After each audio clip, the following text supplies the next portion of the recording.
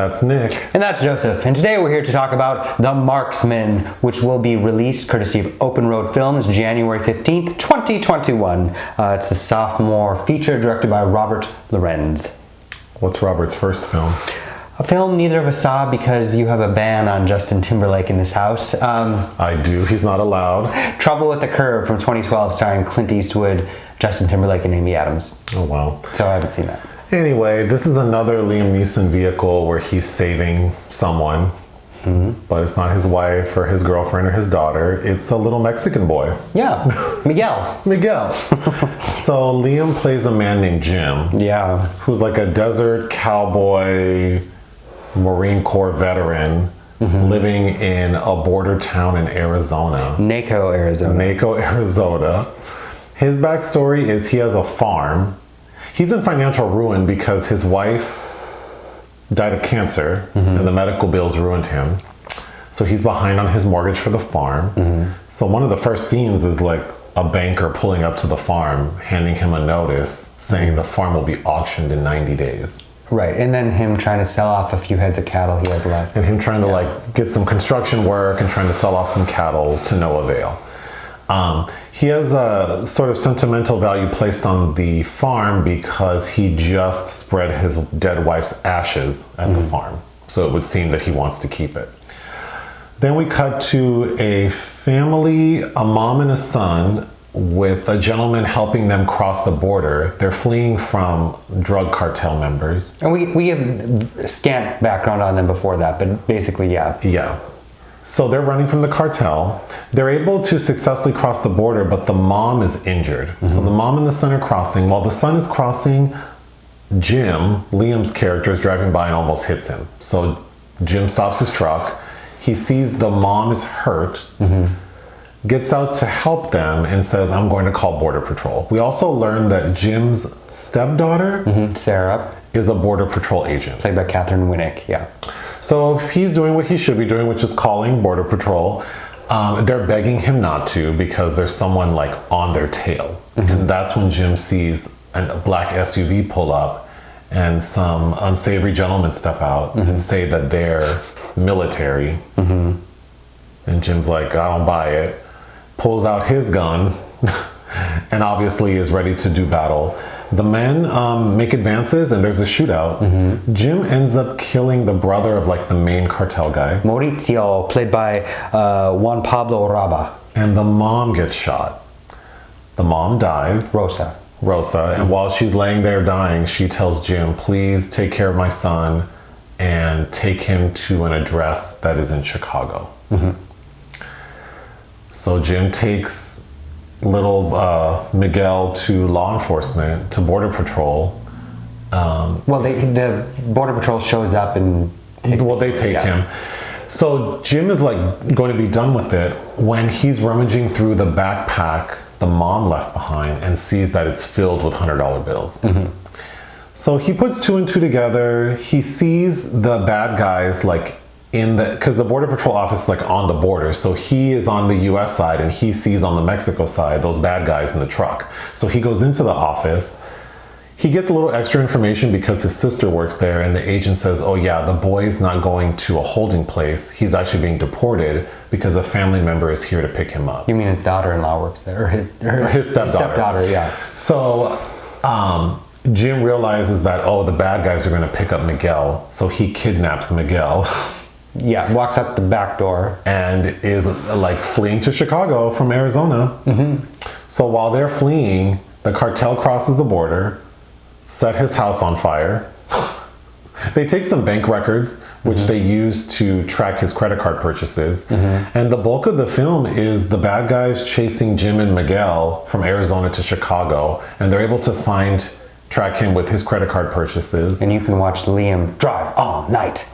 Basically, he is successful in getting to Chicago, but prior to that, he has a run-in with the remaining bad guys. He kills all of them. And it's here where the title comes into fruition. Yeah, the sort of the final scene. Jim does shoot a few people along the Yeah, but it's the end where he really uses his marksman skills to get rid of everyone. And then he drops little Miguel off, and that's the end of the film. But yeah, but the end kind of leaves them off at a precipice that suggests that neither of them are really in a good Well, we'll get to that. Do you want to go down your list? Why don't you start? First off, I thought Liam as this desert cowboy Marine veteran living in a border town in Arizona seemed really off. You mean you couldn't see him as snap into a Slim Jim? Not that like someone with an accent can be a U.S. veteran, but it just, him playing that character felt off. And maybe other people won't agree, but... he does seem an odd choice, and then what happens when you get Liam Neeson in a very similar vehicle to lots of other recent films in his filmography, it kind of overrides whatever else might have been intended. Sure. I think. There could be a drinking game every time Jim says, comprende? Comprende. Comprende. You'd be drunk like 30 minutes in. Adios, comprende. I think the film looks lovely. There's some beautiful shots of when we first see, like, what's it called? Naco? Naco, Arizona. I thought it looked nice. I think the music doesn't fit the movie. Like, the score seems like it's from a different movie. I think that they're trying to underscore an emotional component between him and the boy. Okay. That isn't really there, because the child, it's Jacob Perez is making his debut as Miguel. Really, he's just there. Yeah, that poor boy, I mean, we'll get into it, but yeah, he seemed inconsequential. Yeah. So, Jim seems like an odd duck because I understand like he's in financial ruin due to medical bills, but like months have passed without him having any money, and we're not really made to understand why he thought that he could just continue to not. No, that's not true. He does tell the bank man that he had a deal with a previous banker that he could just not pay his bills or something. Yeah. And then the new banker's like, well, that guy's gone, so your house is up for auction. But Jim has a line where he says, how can a man work his entire life and serve his country and not have a pot to piss in? And I thought the same thing, like, yeah, how come you don't have a pot to piss? Like, why aren't you making any money? Well, one of the subtexts then would be health insurance, sure, of course, immigration and health insurance, girding the underbelly of this film.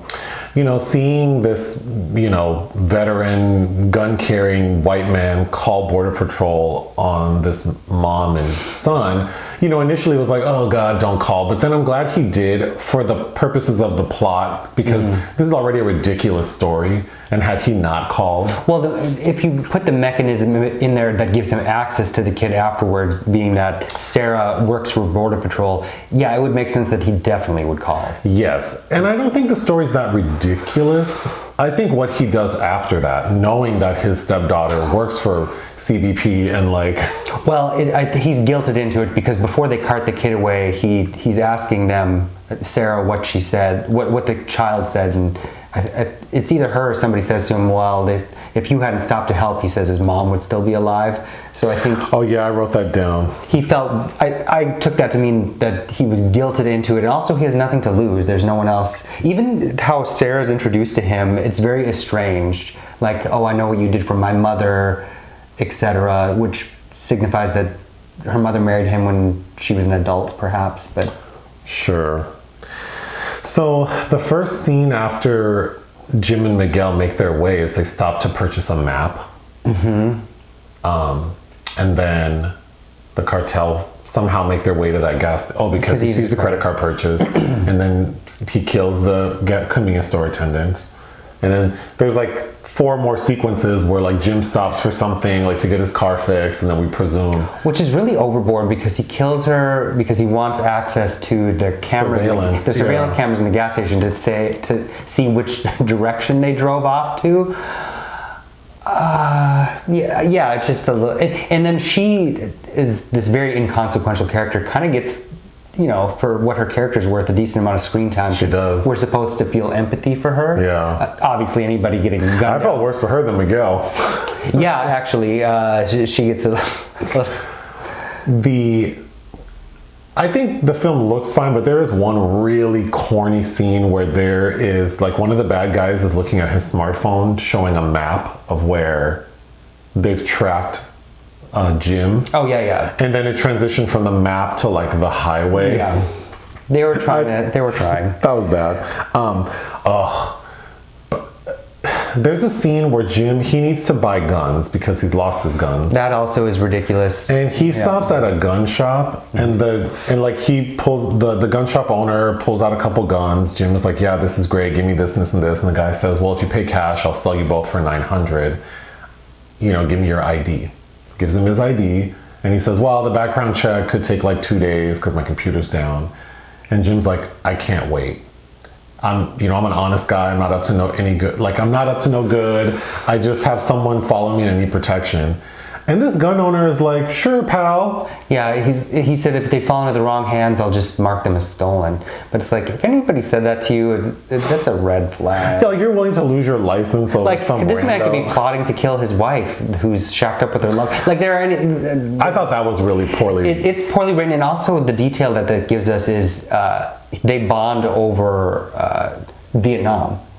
Because the gun store... Barely, because the gun store owner isn't a veteran. His like brother's a veteran. Right. But that puts Liam Neeson in an older age bracket than I think he is, which makes me think this was really a role, considering Lorenz's previous film, that was probably meant for maybe Clint Eastwood or somebody. Oh, interesting. Somebody just maybe like 10 to 15 years older in mind. That's interesting. Because I think Neeson's a little young for Vietnam, but...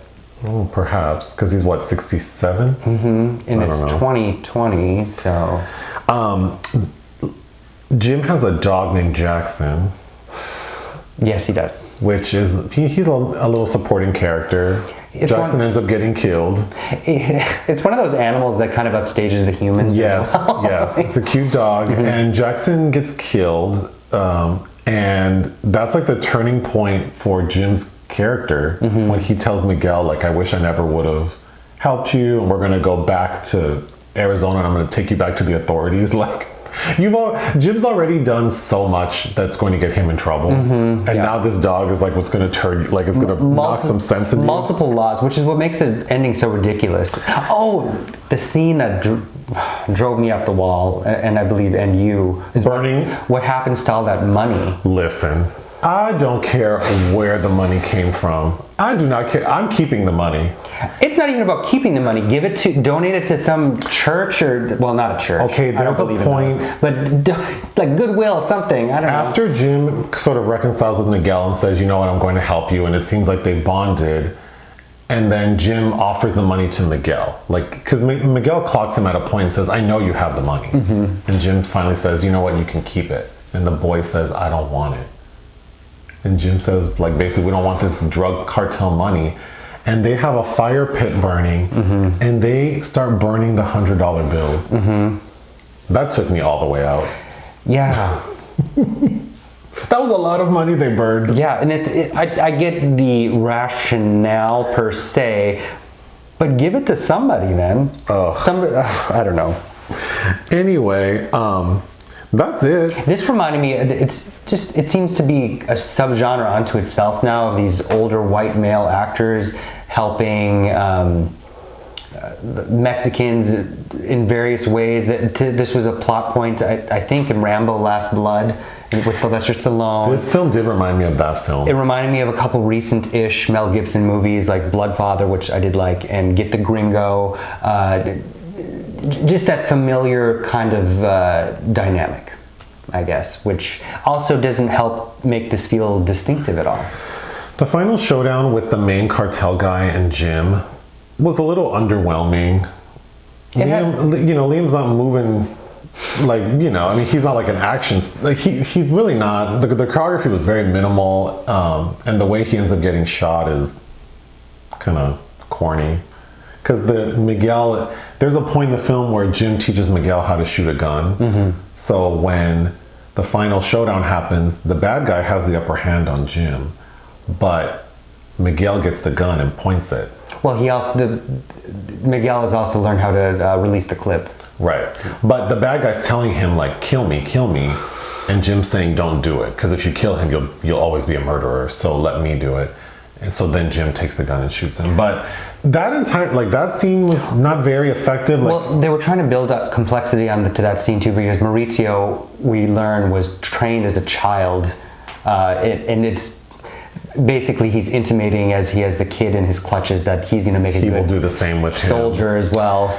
Anyway, this was underwhelming. I didn't feel much for either Jim or Miguel. Also, like you alluded to in the beginning, neither of them have a bright future because Jim is for sure in trouble. He's evaded like a federal agency for some time. Like they know that he has kidnapped this boy and they know he has fled with him. So he's already donezo.